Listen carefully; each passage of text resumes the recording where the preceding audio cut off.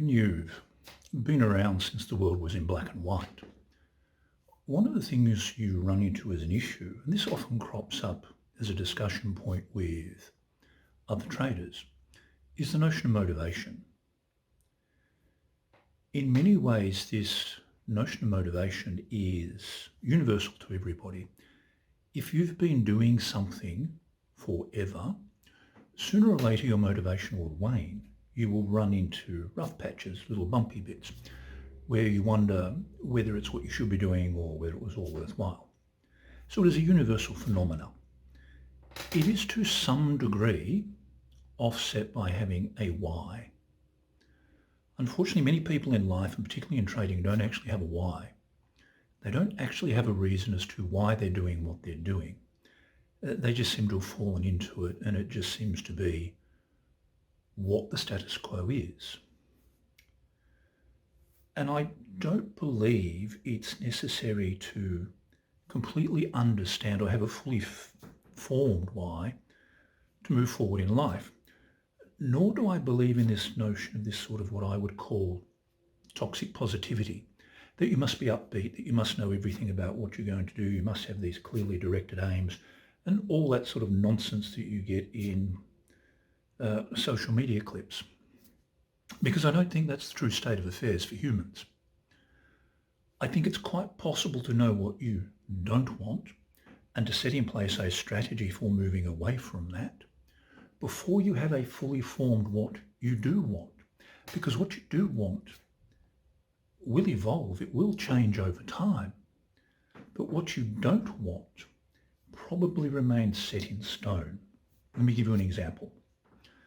A few weeks ago, I'm driving to go to training with a friend. It's early in the morning. We're here in Melbourne. It's winter. It's dark. It's cold. Part of my journey takes me past my local railway station.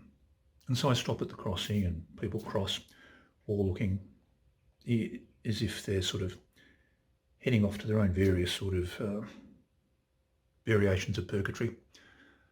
And one in particular struck me. And it was a gent, ill-fitting suit, middle-aged, carrying a briefcase. From experience of watching these people when I used to get the train to work, I could pretty much guarantee that the briefcase contained no more than his lunch, an apple, and a copy of the paper. That would be it. There would be no great sort of project he was working on, no great documentation, no thing he was looking forward to. It was just a thing he had. And what struck me whilst watching these people, and it's funny how memory works, I was struck by a quote from One Flew Over the Cuckoo's Nest. And in One Flew Over the Cuckoo's Nest, there is a central character away from Randall P. McMurphy, and that is the character of the chief, the American Indian, who acts sort of as events swirl around him. He's an observer of events. And he has a quote referring to people on the subway as half-life creatures. And that flew into my consciousness at that time. That is what I don't want. What I do want is still being formed because, as I said, it evolves. And as I said, you can look at something and say, I don't want that, but I need a mechanism, a vehicle to move away from that whilst I work out what my perfect life is. And the unfortunate thing about the way motivation works is it dismisses all of that uncertainty. But that is filled with uncertainty.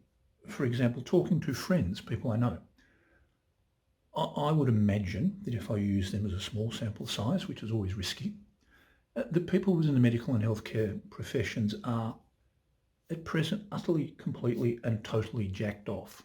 It's to be expected. We're coming out of a pandemic and we're still suffering the tail end of that pandemic. So I can see their point of view, and they've simply had enough. They're uncertain as to where they want to go, but they know where they don't want to be. And I think that's an important first step, this working out where you don't want to be. And the good thing about trading, the thing I found, and one of the most valuable things I found, is that it simply buys time to enable you to construct this what you want to be. and it buys you time to build or fill out your why. And it insulates you from so many different things. And it is that insulation or armour and the capacity that buys time that I find most attractive about trading.